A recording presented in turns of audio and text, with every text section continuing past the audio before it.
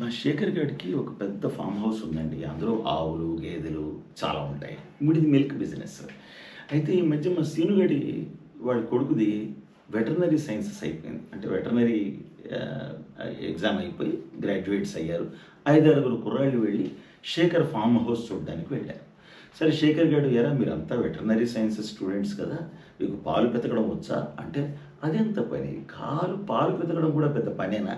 అన్నాడు మా సీనుగాడి కొడుకు. సరే వాడికి ఒక బకెట్టు, ఒక స్టూలు ఇచ్చి పాలు పితకడానికి మనవాడు పంపించాడు.